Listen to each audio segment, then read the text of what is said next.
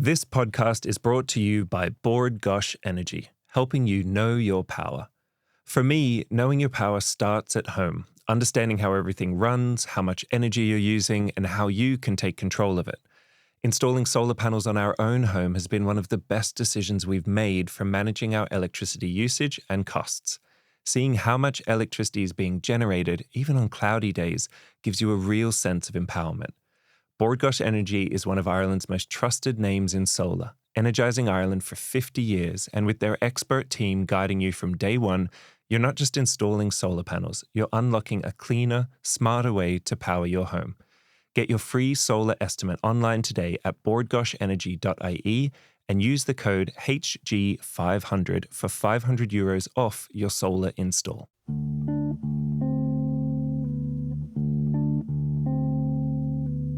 Welcome to the Tools at Hand podcast. My name is Harrison Gardner, and today I've got with me Iseult Ward. Iseult is the co-founder and CEO of FoodCloud, a social enterprise that she started with Yvonne O'Brien while they were students at Trinity. Since 2013, FoodCloud has redistributed the equivalent of over 400 million meals, connecting surplus food from retailers and food businesses to charities and community groups across Ireland, the UK and beyond. In 2024 alone, they rescued €15 million worth of food. In my opinion, it's one of the most exciting businesses that's been built in Ireland in the last few years, and I'm really grateful that you came in. Oh, I'm delighted to be here. Thank you. Maybe we could start with a little bit of an origin story of you right before you started FoodCloud. What was the moment right before FoodCloud came into being that you were feeling, the things that you were feeling, and I guess the problem that you were trying to solve? I was a student in Trinity at the time, as you said, and I was studying business and economics, and I really enjoyed the degree I was doing. And then it was just before coming into third year that I started reading about the concept of social enterprise. Mm-hmm. And this really appealed to me, being able to apply what I'd been learning about business and economics, but in a setting where you're prioritising social and environmental impact. Yeah. Serendipitously, I'll say, then there was an event organised for students to go along to under this organisation called Enactus to learn more about social enterprise. So I decided to go along to this, and it was at that event that I met Even, and she pitched this idea around surplus food redistribution. She'd been working in London and had seen across the UK initiatives focused on this idea where you rescue surplus food, so food that is excess, still perfectly good food, but is destined to go to waste. You rescue that and you redistribute it into communities. She came back to Ireland to do a Masters in Environmental Science in Trinity and saw that there was no similar solution in Ireland at the time. So she pitched this idea, and I still remember sitting there listening to this going, I think my favourite things have all just come together in this moment. Food, social impact, the things that I'm learning about as part of my degree. Yeah. And I knew immediately that it was something that I wanted to get involved in. So from that moment, then, we started working on it together. It started off as kind of a student project with lots of different people involved up until we kind of got the first donation. And then once I was graduating and she was graduating, we had to make a decision on, were we willing to take the risk and the leap forward to commit ourselves to this rather than going down the traditional route of applying for jobs. Yeah. And we both decided that we would, and we'd probably give it a few months and see how it went. And that was 12, 13 years ago. Wow. I have a lot of questions, but the first one that just comes to mind there is, how does that even happen? How does it happen that there is so much food that you're calling surplus food, which is almost a euphemism for something that's usually getting thrown in the bin? How does it even happen that so much food gets created, brought to shops, and then eventually ends up in a landfill? If there was an easy answer, there would be an easy solution, I believe. So it is quite complex. But over up to 40% of food that's produced is wasted. And It's mad. it's crazy. It's Food waste is responsible for 8 to 10% of global greenhouse gas emissions. The global aviation sector, in comparison, is 2%, around 2%. Wow. So it's very significant. But the food that goes to waste happens at each stage of the food supply chain, and it happens for a variety of different reasons. So at a farm level, you might have that the machinery that's used to harvest doesn't pick up everything, and then you have food that's remaining in the field. In that case, we have a solution with gleaning, where people actually, and this is an ancient practice, people go out and by hand rescue. That's been happening for centuries, that people would go into the fields after the machinery and then hand rescue the food.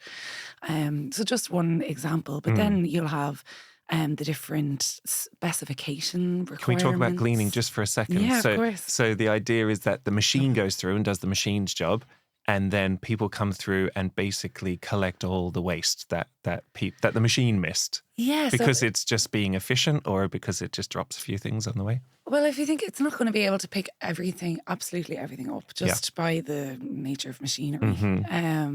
But it was written into French law that they legally had to allow peasants into the field after a harvest to let them pick what was on the ground. So, and is that still the case in France? I'm not sure if it's still in the law or if it's still happening.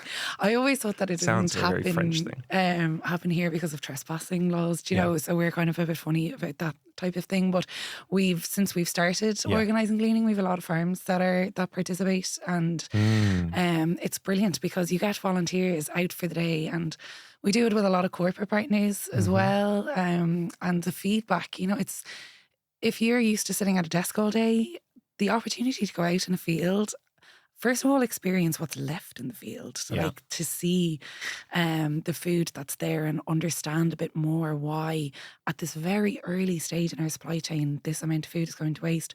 But then also to actually experience the labour and work that's involved in harvesting the food. And AIB are one of our partners, and we've had thousands of their staff go out and volunteer.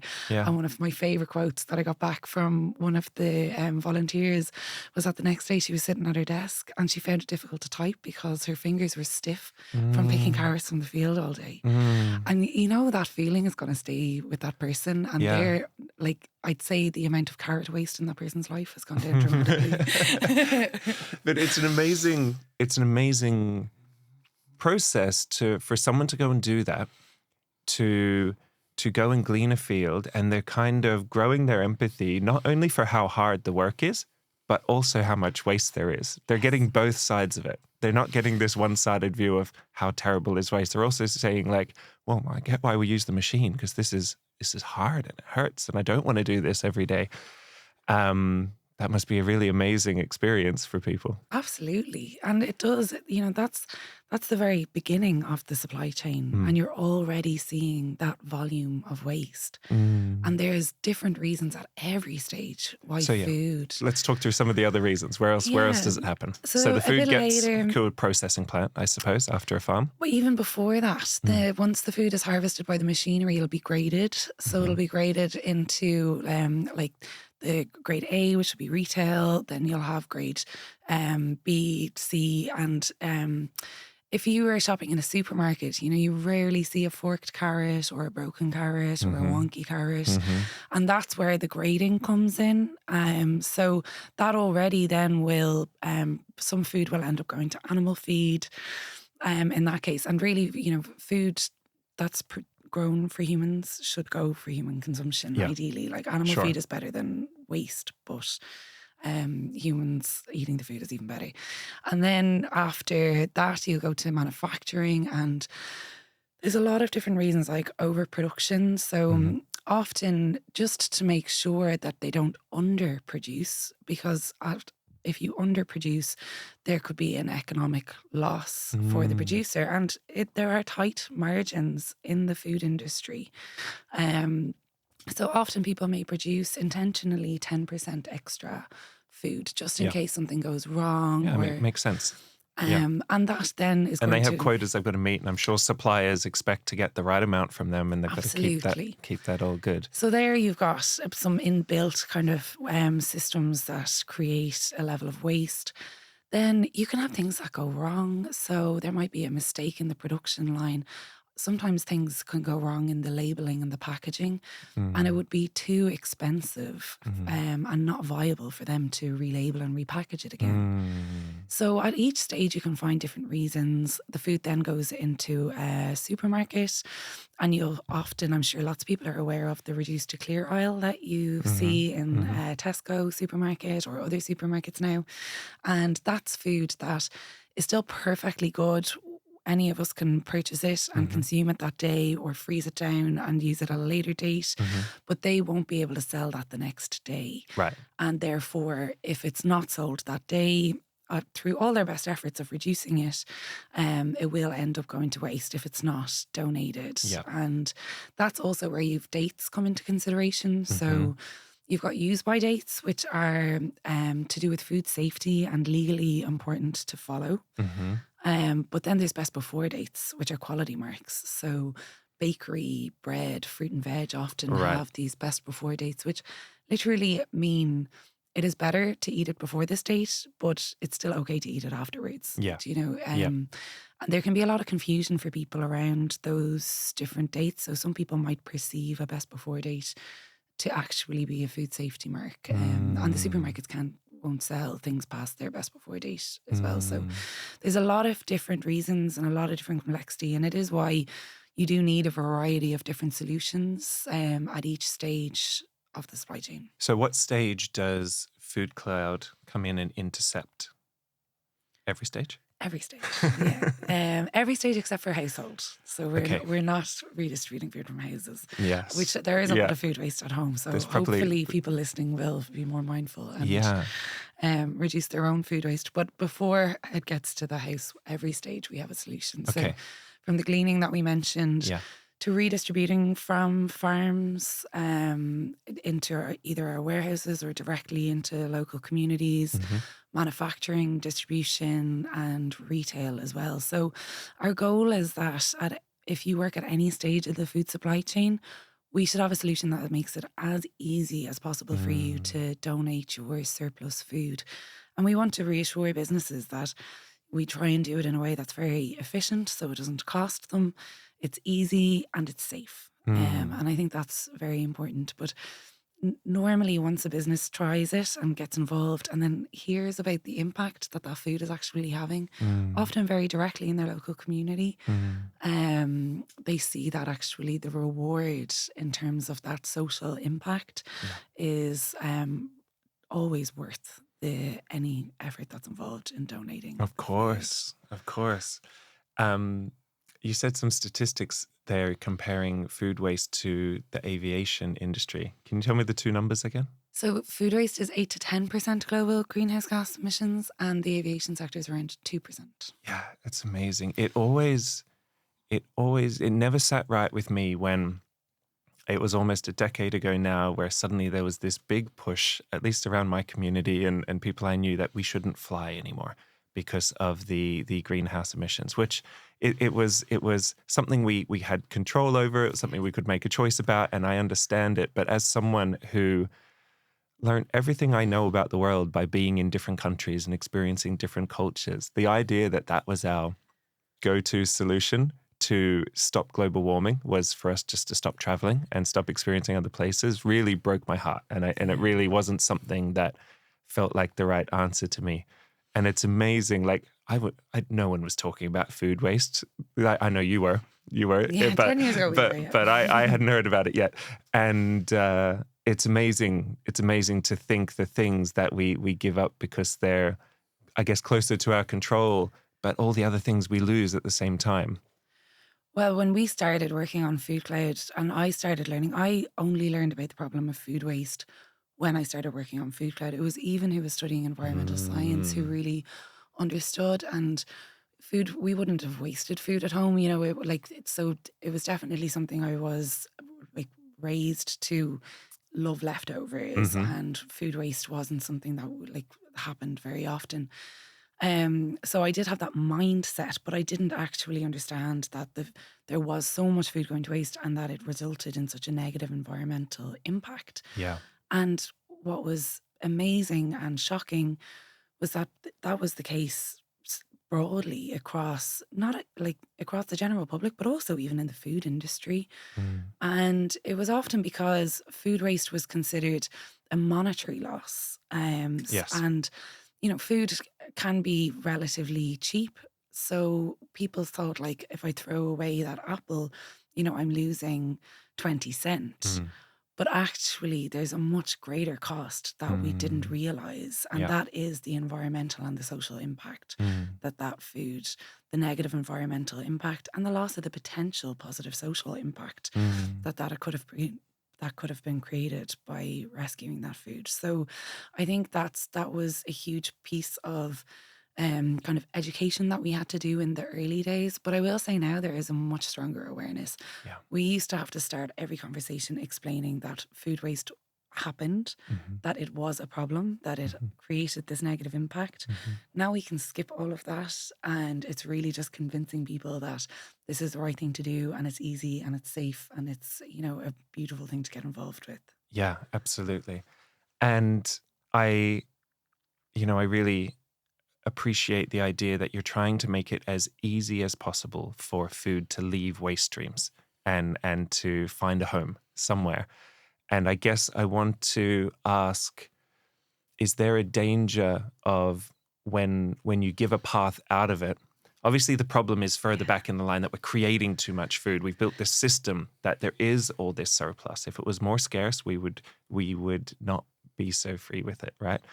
Um, and is there a danger of enabling overproduction if we create these systems? Maybe that doesn't matter because in the end, if it's not going to waste, then that's a good thing. Do you know what I mean? I absolutely do. So first of all, prevention should be the priority. Mm. We should prevent like food going to waste.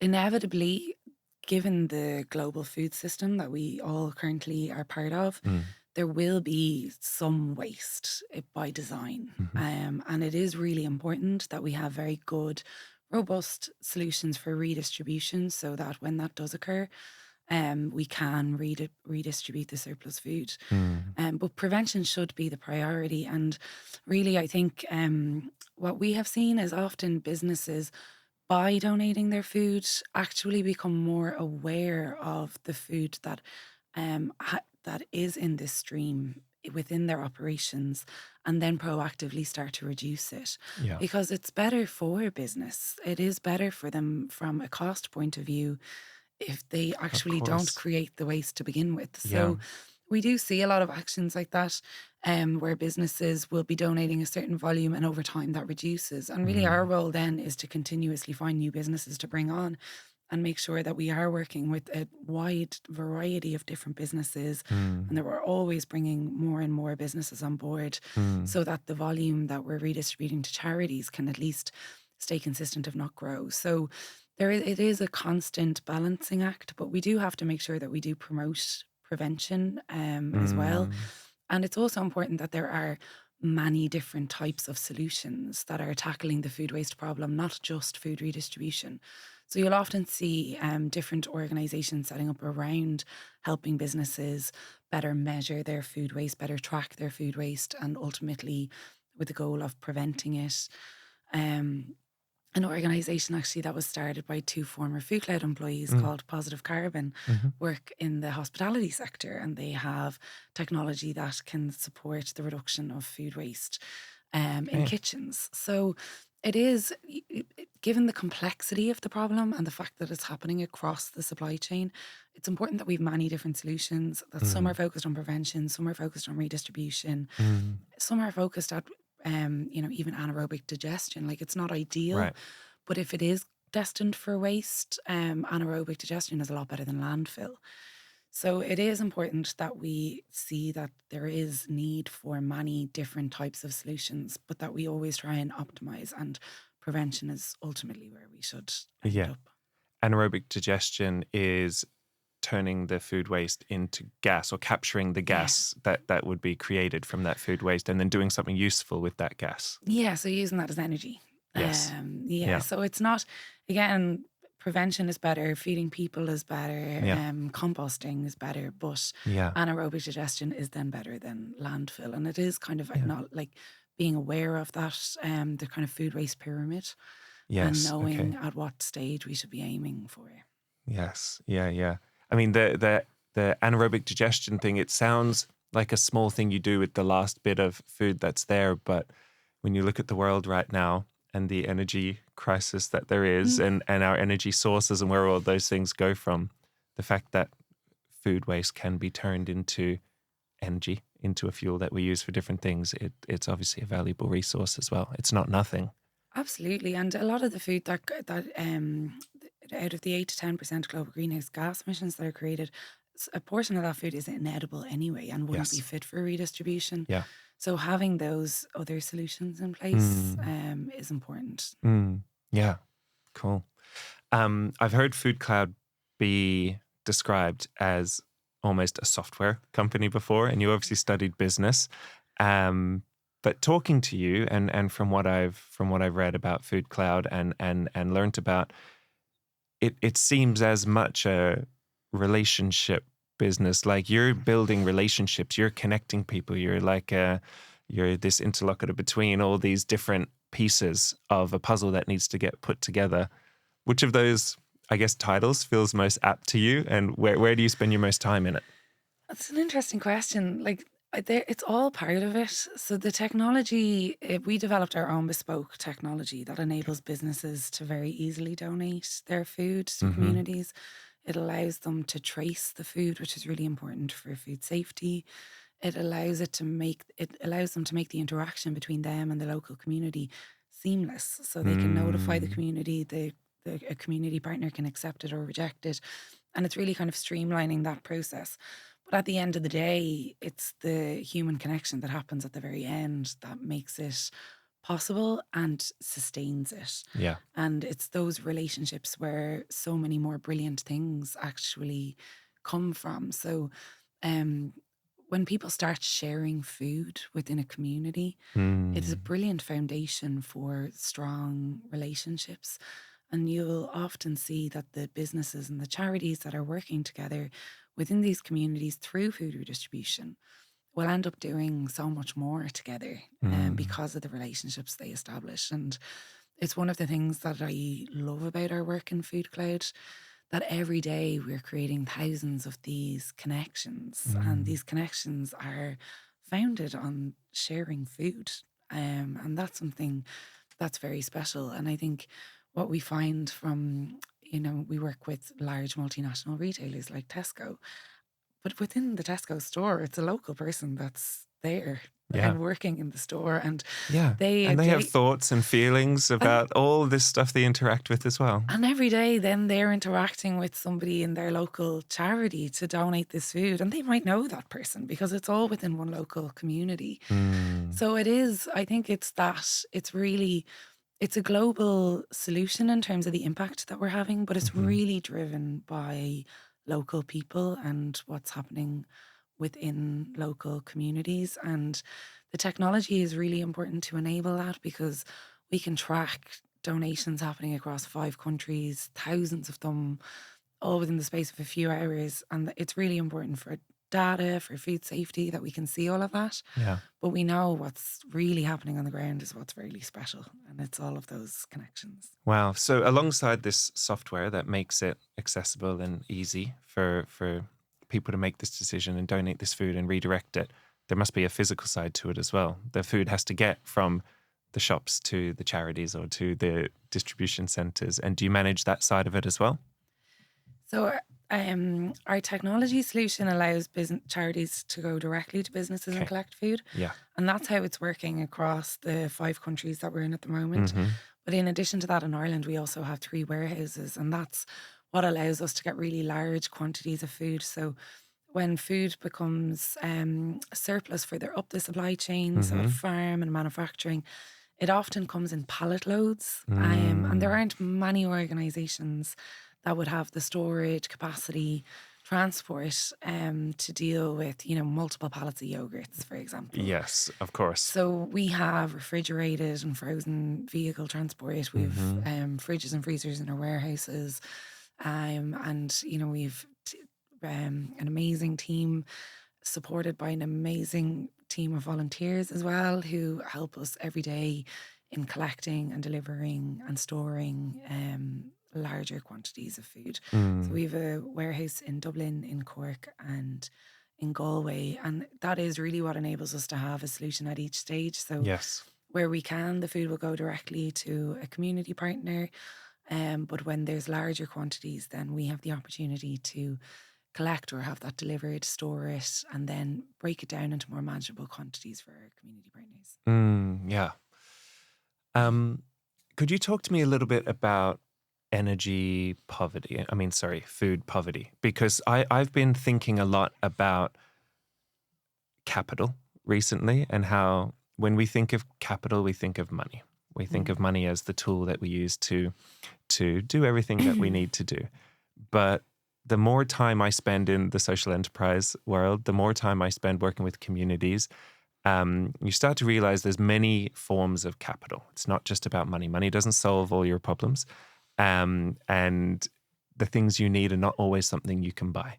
And I think the same can be said for poverty, right? Well, I think for most people, when we think of poverty, we think of it as a monetary problem.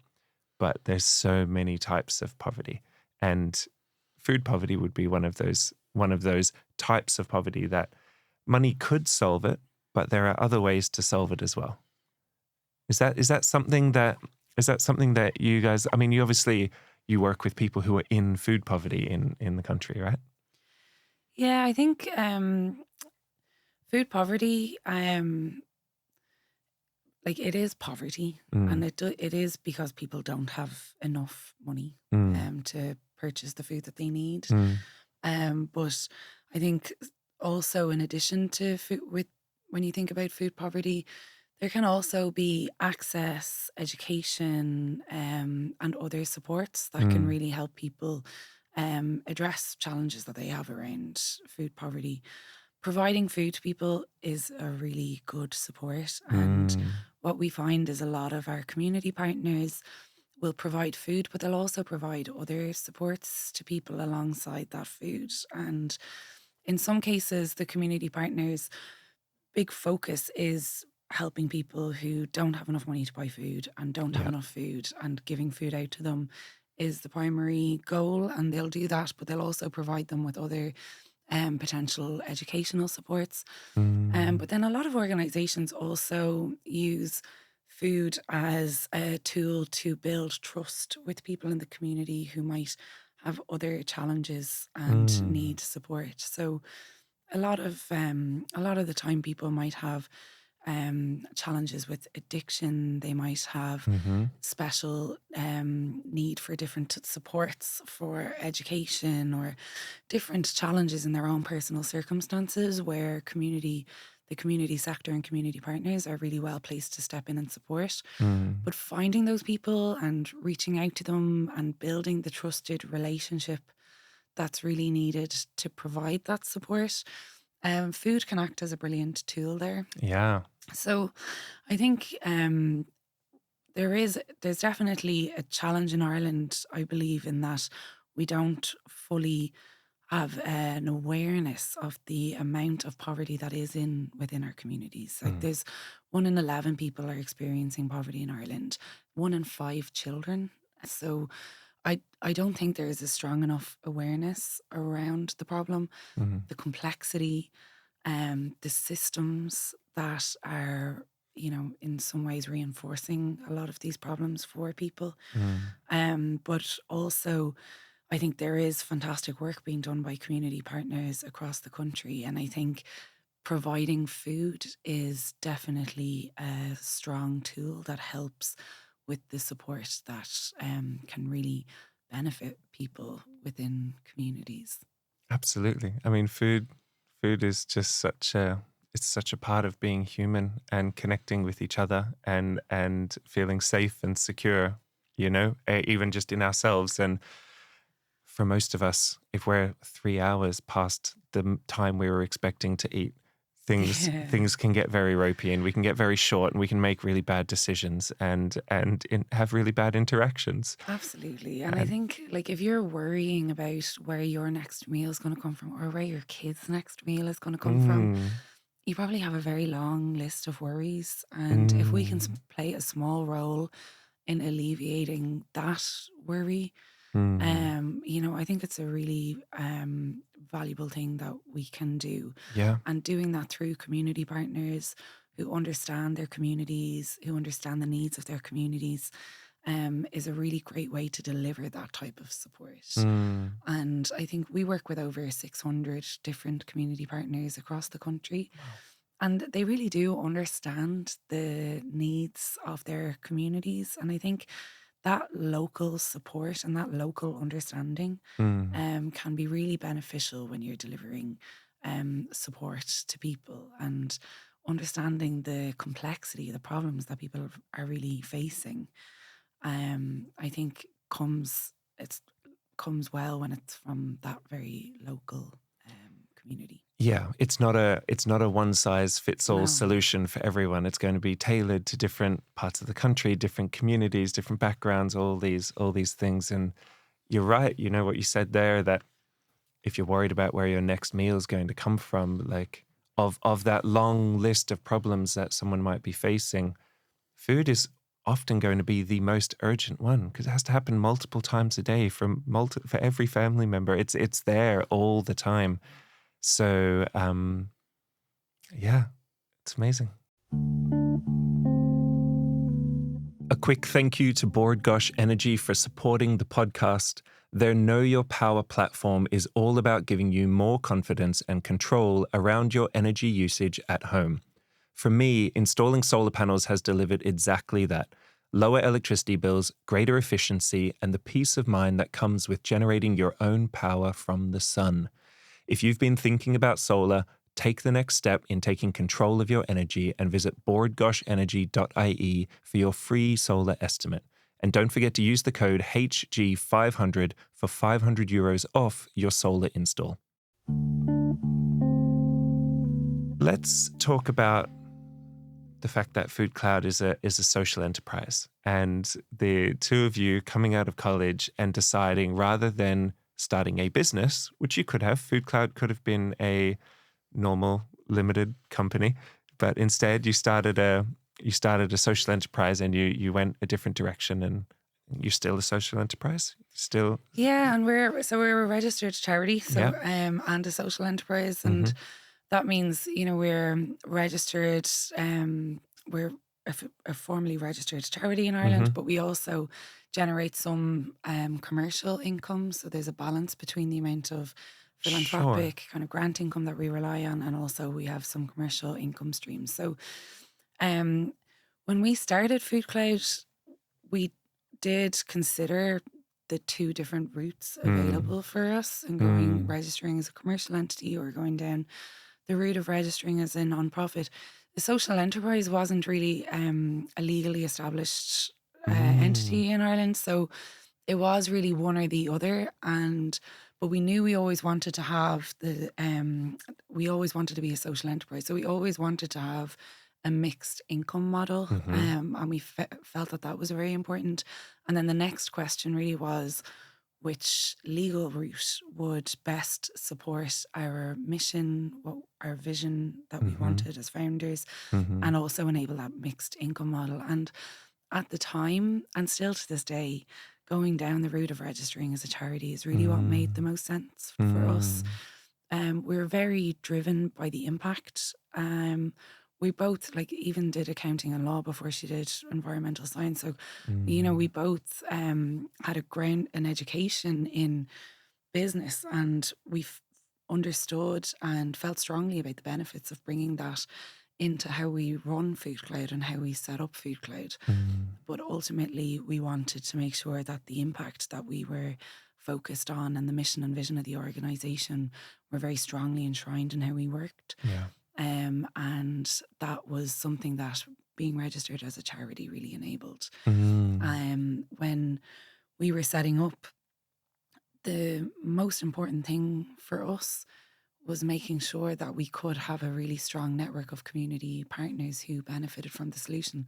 They're all non-profit organisations. They're all charities. Of We were course. we were bringing something completely new to Ireland that hadn't really been done in this way before, and trust was going to be essential. It was 2012, 2013. You know, we were kind of like post-recession. Funding had been cut dramatically for the sector.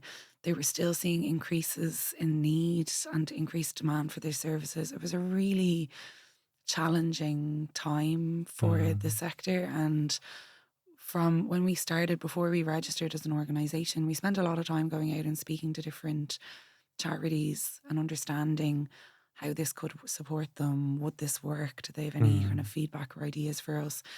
And we were quick to realise that really having really strong, trusted relationships was going to be essential. And we felt that having charity status and being registered as a non-profit was something that could really help us establish that trust, because it just made it really just enshrined our mission and vision for the organisation in how we're structured. Yeah, it makes sense. And I guess for anyone listening who doesn't understand maybe what a social enterprise is, because I had no idea what a social enterprise was until I was starting a social enterprise all of a sudden. You know, there's a few different ways that you can set up a company, and Iseult, jump in and correct me if I say anything incorrect here, right? But there's a few different ways you can set up a company in Ireland, and one is a normal limited company, which, you know, 99% of the companies we interact with are normal limited companies. But you can also, and that company, that normal limited company has a board of directors and it has shares. So there is shares distributed amongst the shareholders who have an ownership of that company.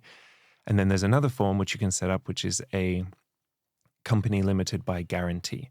So rather than it being about a distribution of shares, it has a voluntary board of directors, and it's really supported by their reputation and by trust. And that trust is kind of guaranteed by the way the organization is organized. So none of those voluntary directors, even though they're ultimately responsible for all the actions that the CLG, the social enterprise, might take, can ever profit from the company.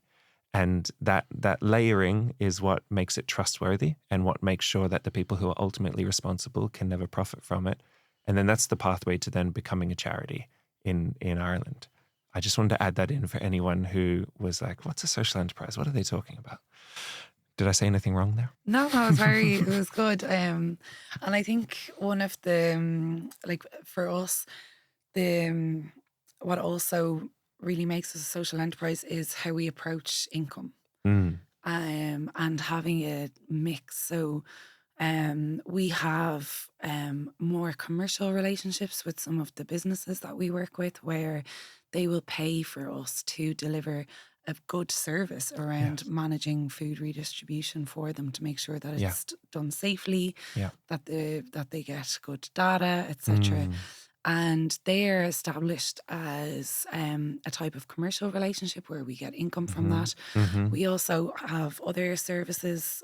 We even have a food truck and a kitchen. So for us, having about 50% of our income comes from services that would be seen as more commercial. It's still all very impact led. And then our income comes from philanthropy and grants as well. And it was actually a charity who said it to me in our very early days, that I said, you know, would you sign up to get the surplus food? And they said, look, we love what you're doing and we love the idea, but honestly, one of my fears is that you'll set up, you'll run it for a year, we'll become reliant on you, and then you'll be gone. And I'll be left with a hole in my budget, which will be very difficult to recover from. And he said, that's one of the reasons I'm reluctant to get involved right now. And it did make us realise at a very early stage the responsibility that we were taking on, that if we did this, we had to do it in a way that was financially sustainable and responsible. We had to approach growth in a way that was more probably risk averse than a commercial entity would, because we couldn't grow the organisation if it put any of our existing work in any way in risk. So that mindset, I think, was always really important. And one of the um, great things about a social enterprise model is it does mitigate that risk around financial sustainability, because Mm. a lot of organizations that are 90% grant funded or Yeah. 90% philanthropy, if there's any shock or if they lose a funder, that Mm. can put the organization under serious pressure and often Absolutely. result in cutting back on the impact that you're delivering. So Yeah. for us, having a diversified mix of income streams Mm. has always been something that we've been focused on. And we say, the income that we generate that really fuels our operations, and then Mm. that allows us to focus the grants and the philanthropy that we get on growth and innovation. Mm-hmm.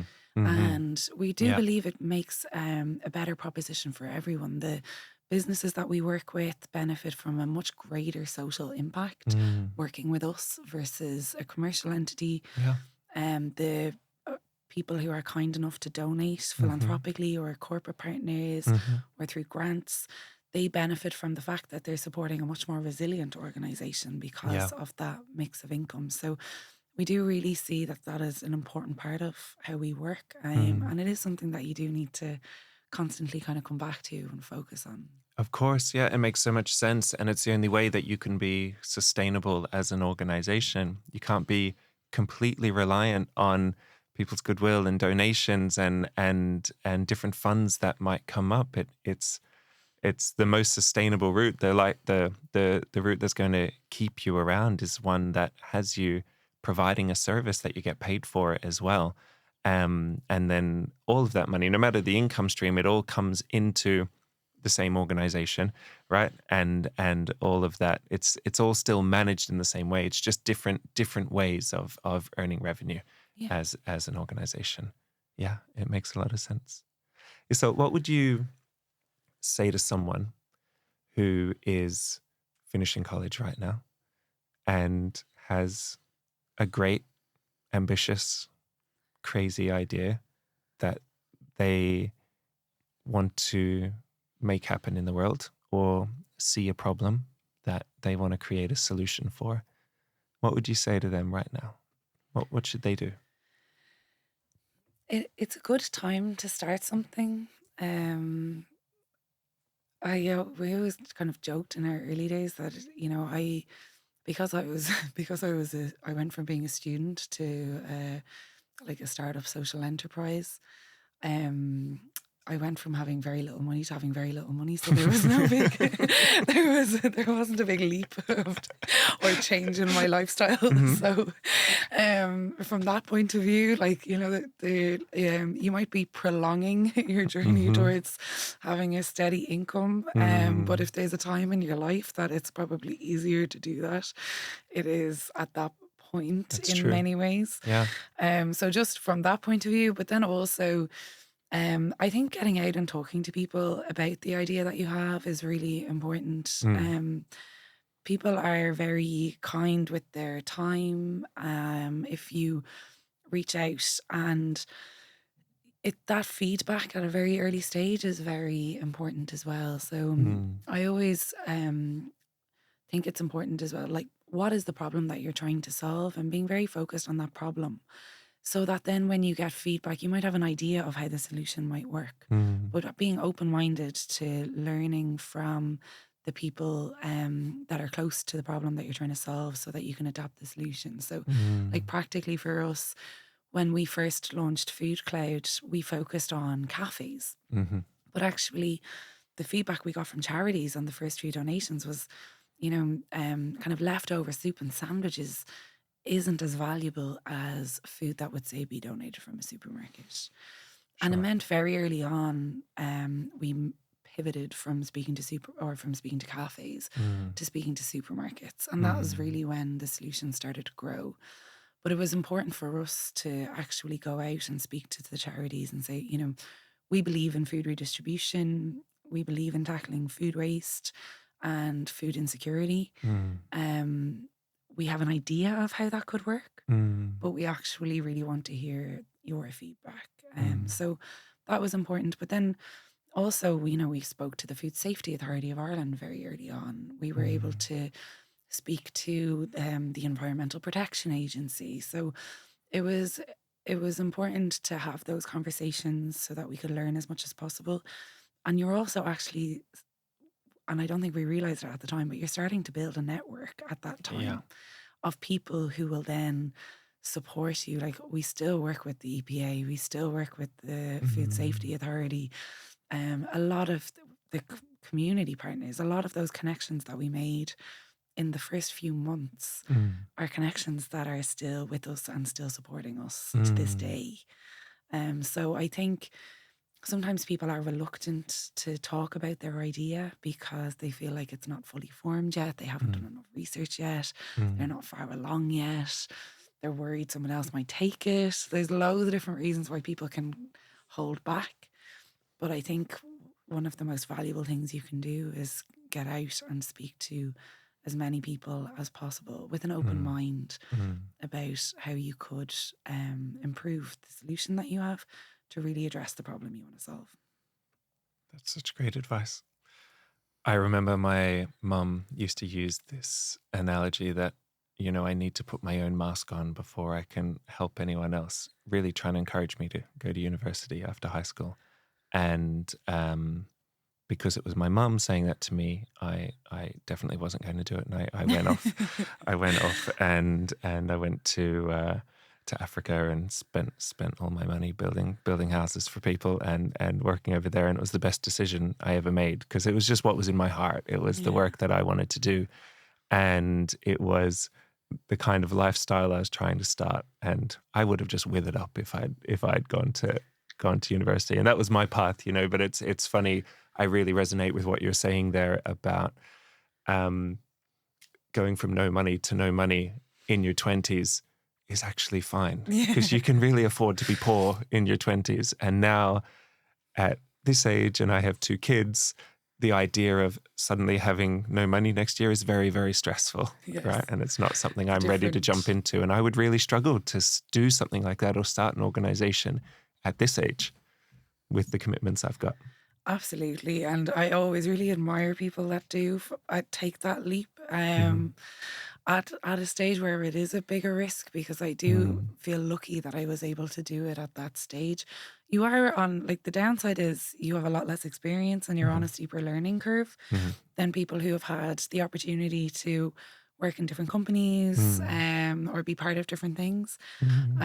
But there are benefits to starting something at that stage, and it's always worth a try. And as well, like, if it doesn't work out, the process in itself is such a strong educational experience. And like, I do think you learn more and faster and in a more unique way than you do sitting in a lecture theatre.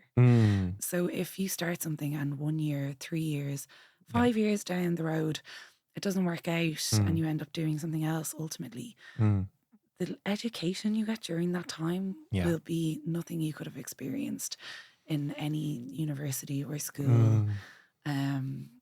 So, I don't feel there's much to lose in that way. Of course. And everyone's going to do whatever suits their risk appetite.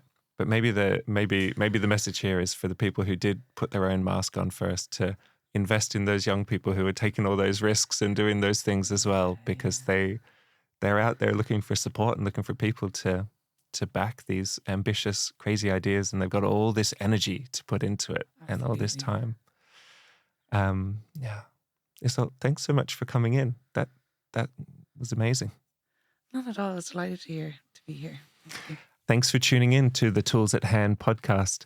If you want to get in touch and suggest anyone I should have on the show, I would love to hear from you. I would really appreciate if you could like and subscribe and rate this podcast, because that's what's going to allow me to keep making it and keep bringing great people in here. Our producer for this episode is Aidan Power. Our engineer is Tom McAuliffe. The music has been provided by Evelyn Francis. My name is Harrison Gardner. This is the Tools at Hand podcast. And until next time, be nice to each other.